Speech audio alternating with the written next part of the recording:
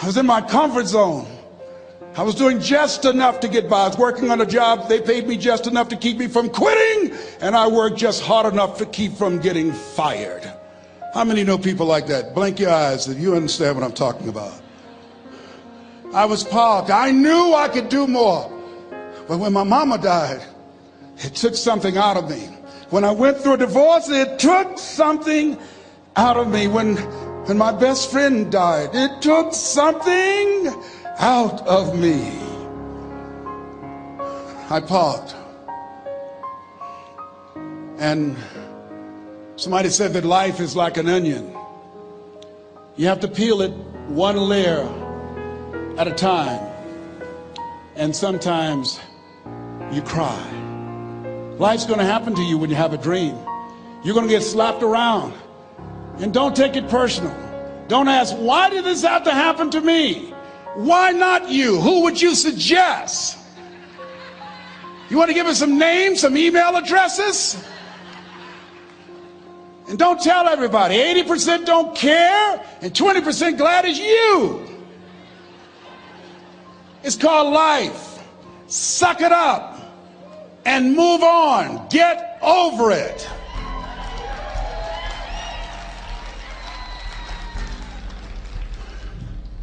It happens to everybody. Here's the other thing: is you look at your goals and look at your dreams. When you're going through some stuff, repeat out to me, please. When things go wrong, don't go with them. Yes, write that down. When things go wrong, don't go with them. When you're working on a business deal, you're counting on some money. Someone said you will get the loan and it falls through. You have an event and the people that you thought would be there and support you, they don't come through. Or someone turns against you, or you get ripped off. It's going to happen to you. Happened to me. Someone stole all my products. My database, over 180,000 names and addresses. It's not personal. It's going to happen to everybody. It does. 8 out of 10 millionaires have been financially bankrupt. Walt Disney had 7. He filed bankruptcy 7 times and had 2 nervous breakdowns. It's called life. But I got a saying: when life knocks you down, try and land on your back, because if you can look up, you can get up. You've got the power in you to do that. You've got something special. You've got comeback power. Here's the other thing. Let us say together, it's possible. It's necessary. It's me. Yes, write that down. It's me. Take ownership for your life. Nobody can live your dream for you but you. Nobody's going to take care of your business like you. Stop coming up with excuses. Don't give yourself permission to continue to live a small life. You can't fit a big dream into a small life. Give yourself permission to go for it, to test yourself, to challenge yourself, to live full. I like the saying, always strive to get on top in life, because it's the bottom that's overcrowded. The reason you're here is because there's something in you that says, I can do more. This just can't be it. There's something in you. There's a calling on your life.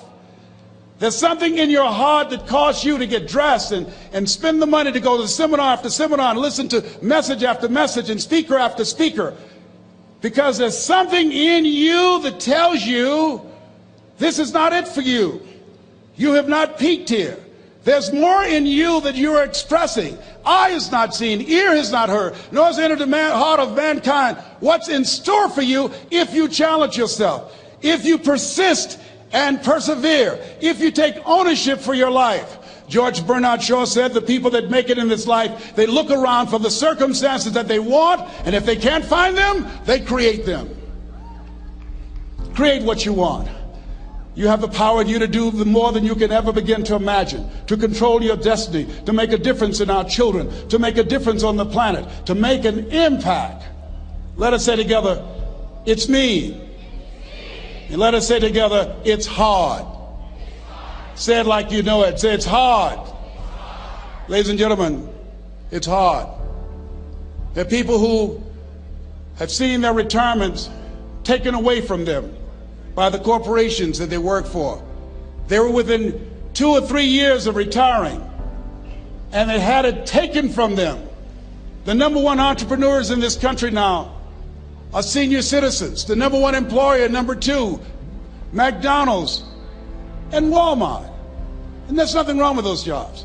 I guarantee you those people did not have a plan to end up living their lives at the end of life with those types of jobs. And they didn't have a plan like you have, and while you're investing in yourself, not to.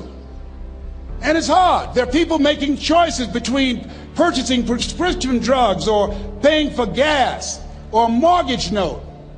It's hard when you're working on a job for 20 years, 30 years, give them some good years, and then they come in and tell you, we've downsized. In other words, you're fired. And then you have to start all over again. How many of you know it's hard? Raise your hands, please. It's hard. And it's not fair. One of the things I like about T. Harv is he talks about work and investing in yourself. It's not fair when people are going up against that kind of stuff to tell them just think positive and be enthusiastic and everything will work out all right. Ain't that kind of party. It's hard. Life will put some knots on your head. I bought my first home for my mother. I was rushing, didn't know what I was doing, and I bought a home that had a lien against it. And they called me, Mr. Brown, yes, there's a lien against your property. We need $55,000 if you're going to stay there. Wait a minute, sir. I just bought this home. The guy told me there were no liens against it. I'm not the one that owe you the money. You should have checked that out, Mr. Brown. Come on. I called my attorney. We followed up. Yes, Les, there's a lien against the property. But he told me there were no liens. He lied, obviously. Oh, my God. He told me he wanted to help me because he admired the fact that I was buying this home for my mother and that he was adopted, and he identified with me. Les, he suckered you. He played you, man. So what? Well, would they take payment arrangements? What about $5,000 a month? They want all the money, Les. They want all the money, or you're going to have to get out. The house is going up for sheriff's sale. Do you have it? No, I don't have it. Can they give me some time? Tell them to give me 3 months, please. Give me 3 months. My mother's in her 70s, man. She has a bad heart. Don't do this to me. This is my dream. Don't do this, man. Please, let me talk to them. Les, I'm talking to their attorney. They don't want to talk to you. I've got to talk to their attorneys. Do you have the money? No. Will they give me 3 months? No. What about 2 months? No, Les. They want the money in 7 days. Oh, my God. Let me call you back. I'm not sure. And I walked the floors thinking, God, how could this happen to me? I got to figure this out. I got to figure this out. And it seemed like the days were just ticking off. Thursday, I had to call them and let them know. They called me, Les, do you have the money? No, I don't. Friday, you have to leave. The sheriff will be there. You're going to have to leave, Les. They're going to take my house. What about my down payment? You lost it, Les. You lost it. Okay. I got to go. Yes. I prayed, Lord, please, if you show me that you're real, if you're really real, you think Paul worked for you, you haven't seen anything. Don't let me lose this house and watch what I'll do for you. I was trying to cut a deal. Have you ever tried to cut a deal? It's amazing how spiritual you get when you get in trouble. You know what I mean? When I was diagnosed with prostate cancer, I was going to bed with the Bible and the Holy Quran and Science of Mind and Joel Goldsmith, everything I could find. I was praying to Jesus, Yahweh, Melchizedek, everybody. I was calling on everybody.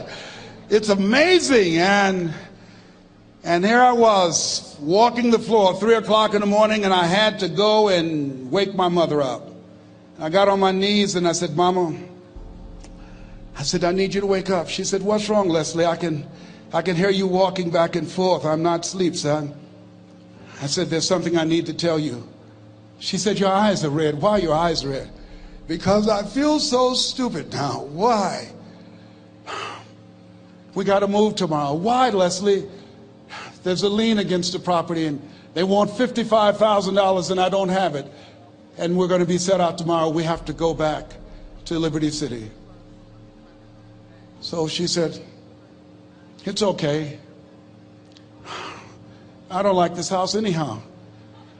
I said, why? She said, because of my arthritic knees, it hurts my knees when I go up the steps. I said, and why didn't you tell me? Because you were so happy. I just said it because you were happy. I'll live in a shack with you, boy. I love you. It's not the house. I love you. I love all my children. I said, thank you, Mama. Thank you.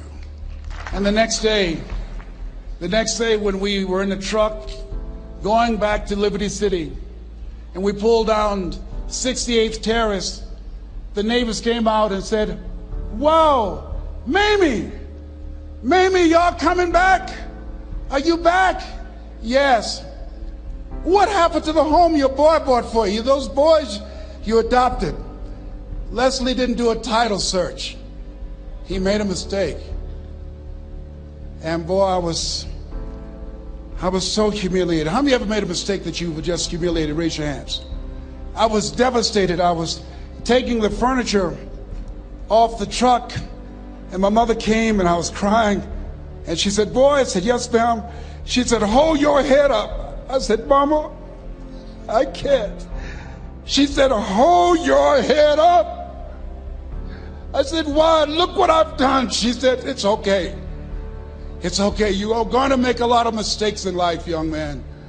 You're going to fail your way to success. You have nothing to be ashamed of. Keep your head up and take that furniture back in the house. I said, yes, ma'am. And I learned something from that.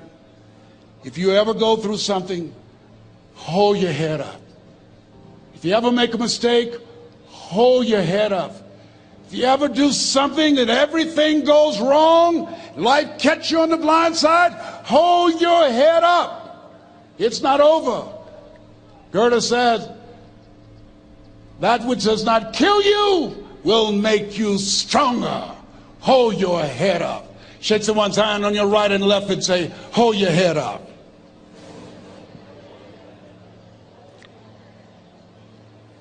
Here's something else, ladies and gentlemen. Repeat after me, please. You got to be hungry. Everybody together, you got to be hungry. I'll never forget Mr. Washington said, Mr. Brown, yes, sir. What do you want to do with your life, young man? I said, sir, I want to be a disc jockey. He said, Mr. Brown? I said, yes, sir. He said, you got to be hungry. I said, what do you mean by that? He said, people that are hungry are willing to do the things today others won't do in order to have the things tomorrow others won't have. People that are hungry are willing to invest in themselves. People that are hungry will go to seminars and workshops. People that are hungry are always searching, always seeking higher ground. So how do you want to make it? I said, I want to be a disc jockey. He says, good. Here's what to do. He said, I want you to read 10 to 15 pages of something positive every day.